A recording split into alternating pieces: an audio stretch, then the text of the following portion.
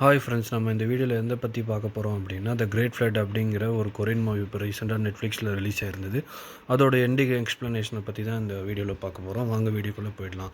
நம்ம வாழ்கிற இந்த பூமியில் ஒரு விண்கல் விழுது, போலார் ரீஜியன்ஸில் விழுது. அதாவது பனி பிரதேசத்தில் விழுது. அதனால் என்ன ஆகுது அப்படின்னா, இந்த பூமியில் நிறையா வெள்ளப்பெருக்கு ஏற்பட்டுகிட்டே இருக்குது.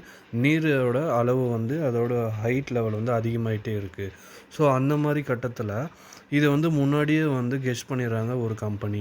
ஸோ அதை கெஸ் பண்ணி என்ன பிளான் பண்ணுறாங்க அப்படின்னா, எமோஷ்னல் இன்ஜின்ஸ் அப்படின்ற ஒரு ப்ராஜெக்ட் ஆரம்பிக்கிறாங்க. எமோஷ்னல் இன்ஜின்ஸ் அப்படின்ற அந்த ப்ராஜெக்ட் மூலயமா மனுஷங்களை க்ளோன் பண்ணி அந்த மனுஷங்களோட எண்ணிக்கைகளை இந்த வெள்ளத்துக்கு அப்புறம் அதிகமாக்கிறதுக்காக பிளான் பண்ணுறாங்க.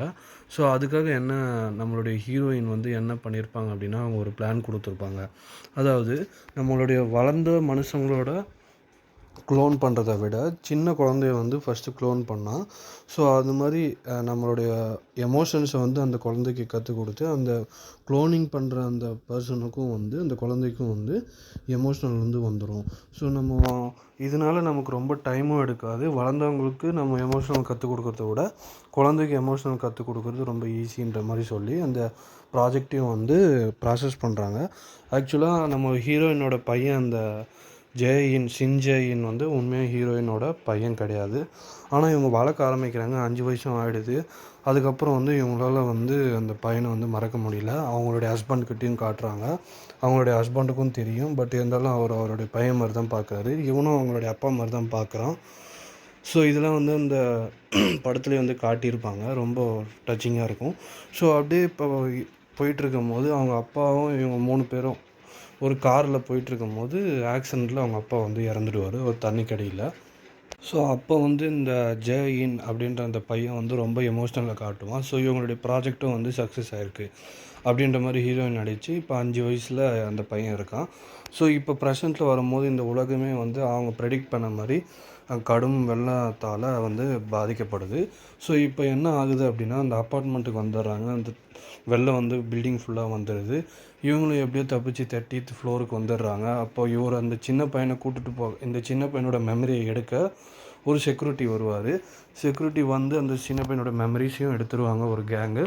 எடுத்துகிட்டு நம்மளோட ஹீரோயினும் கூப்பிட்டு போகும்போது இவங்க இப்போ மனசு மாறி என் பையன் அவனை எதுவும் பண்ணாதீங்கன்ற மாதிரி சொல்லும்போது அந்த செக்யூரிட்டி என்ன சொல்கிறாரு அப்படின்னா, நீங்கள் மறந்துடாதீங்க, இது உங்களுடைய பையன் கிடையாது, நீங்கள் தானே அவனை விட்டுட்டு போகலான் இருந்தீங்க அப்படின்ற மாதிரி சொல்லும்போது இவங்க மனசு மாறிடுறாங்க. பட் இருந்தாலும் அந்த பையனை விட முடியல.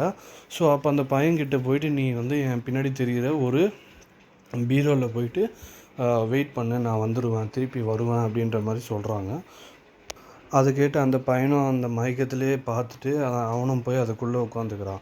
ஸோ இப்போ என்ன ஆகுது அப்படின்னா, இவங்களை இந்த மெமரிஸ் எடுத்துகிட்டு இவங்க ஸ்பேஸுக்கு போயிடுறாங்க. ஸ்பேஸுக்கு போயிட்டு இந்த ப்ராசஸ்லாம் பண்ணும்போது அந்த சின்ன பையனோட மெமரிஸ் இருக்குது. பட் அம்மாவோட மெமரிஸும் வேணும். அப்போ தான் அந்த க்ளோனிங் ப்ராசஸ் சக்ஸஸ் ஆகுன்றதுனால இவங்க அந்த ஸ்பேஸில் போயிட்டுருக்கும்போது ஒரு ஆக்சிடெண்ட் நடந்துடுது. நம்மளுடைய ஹீரோயினுக்கும் ரொம்ப அடிபட்டுருது.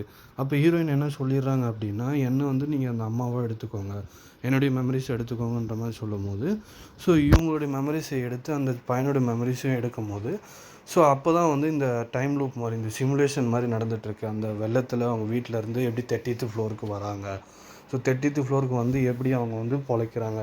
ஐ மீன் அந்த லூப் திரும்ப திரும்ப வந்துட்டுருக்கு. அவங்களுடைய பையன் காணாமல் போயிட்டே இருப்பான். இவங்க தேடிகிட்டே போவாங்க. மேலே போனால் எப்படியும் இவங்களை சுட்டுருவாங்க, இல்லை இறந்துடுவாங்க. ஸோ இதே லூப் ஒரு 1000 பல்லாயிரம் கணக்கு டைமில் இந்த லூப் போயிட்டுருக்கு. ஆக்சுவலாக அது ஒரு சிமுலேஷன். இவங்களுடைய மைண்டில் நடக்கிற ஒரு சிமுலேஷன் தான். இந்த ஹீரோயினோட சிமுலேஷன் தான் அந்த டைம் லூப் மாதிரி காட்டியிருப்பாங்க. ஸோ கடைசியிலே அந்த பையன் இந்த கடல் அந்த வெள்ளம் அதிகமான டைமில் இவங்க அம்மா போயிட்டு, நீ ஸ்விம்மிங் பண்ண, நானும் பின்னாடியே வரேன் அப்படின்ற மாதிரி சொல்லியிருப்பாங்க. அவனும் போய் குதிச்சிருப்பான். இவங்களும் கொஞ்ச நேரம் அந்த சிமுலேஷன் மாதிரி காட்டிட்டு அந்த பிடிச்சி வச்சுட்டு இருந்த அவங்கக்கிட்ட இருந்து ஹீரோயின் தப்பிச்சு அவங்களும் ஸ்விம்மிங் பண்ணிவிட்டு போவாங்க. அது இதில் என்ன சொல்ல வராங்க அப்படின்னா, முன்னாடி அவங்களுடைய பையனை வெறுத்து விட்டுட்டு தான் போயிடுவாங்க. ஆனால் இப்போ அவங்களுடைய பையனுக்கு உண்மையாக நான் வரேன்னு சொல்லிவிட்டு அதுக்கேற்ற மாதிரி போயிருக்காங்க. ஸோ அதனால தான் அந்த சிமுலேஷன்லேருந்து அவங்க வெளியே வந்திருக்காங்கன்ற மாதிரி காட்டி முடிப்பாங்க.